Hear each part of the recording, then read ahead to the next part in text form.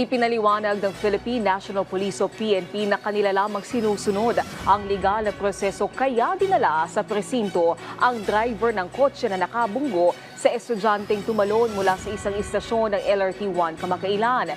Giit pa ng PNP, patas sila sa mga investigasyon. Si Ryan Lesigue sa sentro ng balita. Ryan? Naomi, ang Philippine National Police o PNP ay patas sa lahat ng ginagawang investigasyon para sa kapakanan ng inaakusahan at ng nag-aakusa. Ito ang bulsa ng PNP matapos ulanin ng mura at pambabash sa social media matapos igiit ng Quezon City Police District o QCPD na maaaring maharap sa kaso ang driver ng kotse na nakabundol sa estudyanteng tumalon sa light rail transit noong February 11. Ang ilan, inilarawan pa ang Pilipinas na walang kwenta ang batas. Para kasi sa netizens, walang kasalanan ng driver sa nangyaring pagtalo ng estudyante at hindi sinasadyang mabundol ng kanyang sasakyan.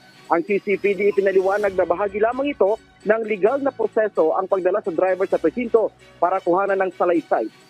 Matinding pangbabasya ang inabot ng Quezon City Police District matapos dalhin sa presinto ang kinasuhang driver. Sinabi pa ni Police or QCPD Director, Police Brigadier General Glenn Silvio, putol ang video na kumalat sa social media na sinasabing maaaring maharap sa kaso ng reckless imprudence resulting to homicide ang driver ng kotse. Matapos aniya ang isinagawa nilang investigasyon kinabukasan ay pinauwi din ang naturang driver.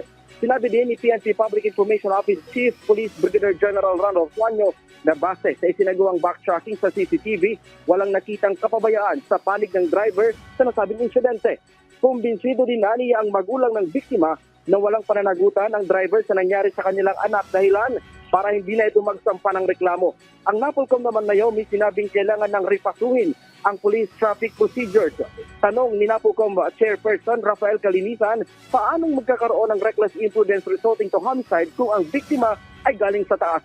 Dagdag pa ni Calinisan na sinimulan na ng Napolcom at PNP na pag-aralan ang traffic procedures na layong magpatupad ng reforma.